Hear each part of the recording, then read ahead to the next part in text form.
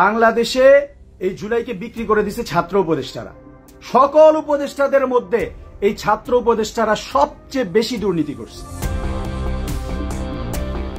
জাতীয় নাগরিক পার্টির ভেতর যেন একের পর এক বিস্ফোরণ। সর্বশেষ ঝড়ের কেন্দ্রবিন্দুতে সদস্য সচিব আক্তার হোসেন। জেলায় জেলায় পিপি নিয়োগে 50 লাখ টাকা ঘুষ দাবির অভিযোগ এনেছেন দল থেকে স্থায়ীভাবে অব্যাহতি পাওয়া কেন্দ্রীয় সংগঠক মুনতাসির মাহমুদ। আক্তার ভাই আমার অনেক জুনিয়র হওয়ার পরেও আমি সব সময় তাকে ভাই বলে সম্মান করতাম, ভাই ছাড়া তাকে ডাকতাম না। কিন্তু তারা যেভাবে দুর্নীতিতে জড়িয়ে গেল, এটা খুবই দুঃখজনক বিষয়।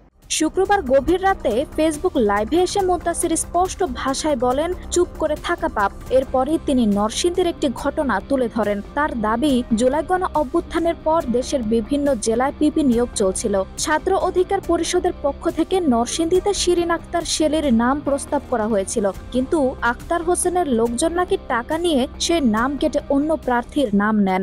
আক্তার হোসেন এই লোকটা জামাত শিবিরের বিভিন্ন জায়গা থেকে সাপোর্ট নিয়েছে।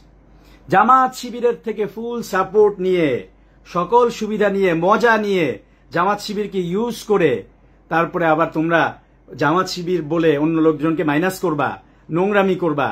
এই ধরনের রাজনীতি থেকে তো বেরোয় আসতে হবে। মুনতাসির অভিযোগ করেন, শিরিন আক্তারকে পিপি হিসেবে নিয়োগ দেওয়ার পরপরই ফোনে জানানো হয়, আপাকে বানিয়েছি, এখন 50 লাখ টাকা লাগবে। শুভেচ্ছা হিসেবে আক্তারের পিএস আতিক মুন্সিকে তিনি 1 লাখ টাকা দিলে তাতেও নাকি ক্ষুব্ধ হন আক্তার। তিনি সরাসরি বলেন, এটা তো শুধু এক জেলার গল্প, কত টাকা খেয়ে কত নাম বদলানো হয়েছে তার রেকর্ডেই নেই। সে কি করছে, নিজে আক্তার হোসেন স্টেজে দাঁড়ায়া ওই সমকামী এলজিবিকিউ অ্যাক্টিভিস্ট মোহাম্মদ মুনতাসির রহমান তার নাম ঘোষণা করতেছে। লাইভে আরো বিস্ফোরক মন্তব্য করেন মুনতাসির। তার দাবি, দলের দুর্নীতি ফাঁস করায় তাকে সমকামী অপবাদ দিয়ে বাদ দেওয়া হয়েছে। এসব কারণে তার জীবন এখন ঝুঁকিতে, তবুও থেমে যাবেন না।